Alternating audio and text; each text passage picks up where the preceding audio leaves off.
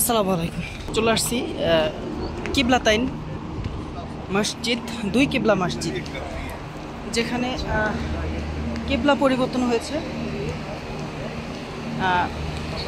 আল আকসার দিকে প্রথমে নামাজের কিবলা ছিল, পরবর্তীতে নামাজ পড়তেছেন সাহাবীগণ, তখন নবীজির কাছে আল্লাহ পাক ফেরেশতাদের মাধ্যমে ওই পাঠিয়েছেন কিবলা পরিবর্তনের জন্য। তখন নামাজের মধ্যেই কিবলা ঘুরে গেছে।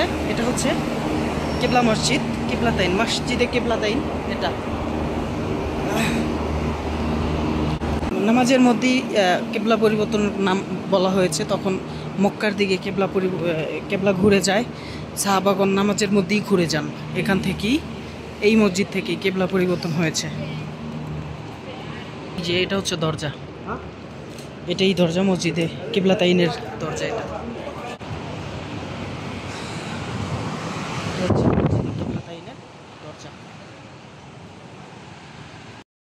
আগে যে মিম্বার ছিল, এটা হচ্ছে এই মিম্বার। আল আকসা, মসজিদুল আল আকসার দিকে কিবলা ছিল। এই যে তখন ছিল এই মিম্বার, এখানে মিম্বার ছিল, এখন এখানে দরজা করা হয়েছে মসজিদের, এই মিম্বার। পরে যখন কাবার দিকে কিবলা পরিবর্তন হয়, তখন এই মিম্বার করা হয়, পরবর্তীতে এই মিম্বার করা হয়। আর এই সব আগে ছিল না, যেটা আমলে তো এগুলো ছিল না, পরবর্তীতে এগুলো করা হয়।